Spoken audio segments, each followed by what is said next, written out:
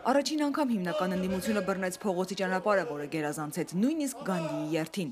Անկարայում սկսված եւ Ստամբուլում ավարտված արդարության երթ 420 կիլոմետր 25 օր, մեկ կարգախոս եւ օրեցօր երթին միացող տասնյակ հազարավոր քաղաքացիներ։ Մարդիկ կարծում են, որ միայն Էնիս Բերբերօղլուի համար քայլեցինք, բայց դա այդպես չէ։ Թուրքիայում դատական համակարգը քաղաքականացվել է եւ մի քանի հոգու քմահաճույքով է գործում։ Մարդիկ ձերբակալվում են, քանի որ խաղաղություն են ուզում։ Խորհրդարանն էլ գրեթե չի գործում, ընտրված падգամավորներն անզոր են որևէ բան անել։ Այ հենց այս անարդարություններին վերջ տալու պահանջով սկսեցինք քայլել։ Քılıçdaroğlu'nun հասավ իր նպատակներից մեկին միջազգային հանրությունն ու թուրք հասարակությունը գիտակցեցին, երկրում արդարությունն ի սպառ վերացել է։ Կարող ենք ասել, երթն իր նպատակին հասել է, քանի որ իշխանությունն ու ընդդիմությունը ընդունեցին, որ Թուրքիան արդարության եւ արդարադատության նման լուրջ խնդիրներ ունի։ Քılıçdaroğlu'nun արդարության երթի վերջին 2 կիլոմետրը միայնակ քայլեց, հասավ Մալթեփեի հրապարակ, որտեղ իրեն էին սպասում նույն պահանջով քաղաքացիները։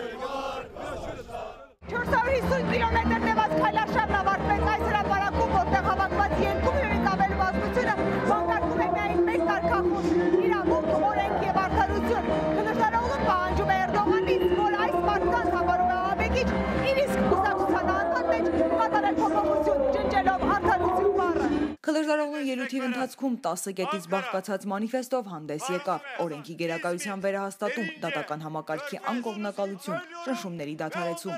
Թուրքիայում խաղաղ երթերը սովորաբար հավանական չեն, ընդդիմադիր կուսակցությանը դա հաջողվեց։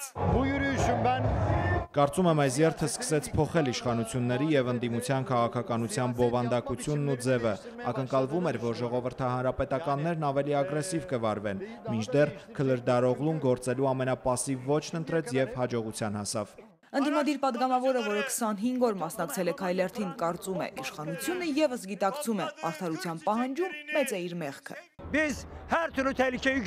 Մենք ամեն տեսակի վտանգն աչքի տակ ունենալով քայլեցինք, եթե հանուն արդարության եւ իրավունքի պետք է ինչ-որ գին վճարել, ապա մենք դրան պատրաստված քայլեցինք։ Պայմաններն ինչպիսին էլ որ լինեին, պետք է մեր ձայնը նախ ռեժիմին, հետո աշխարհին լսելի դարձնեինք, եւ դա արեցինք։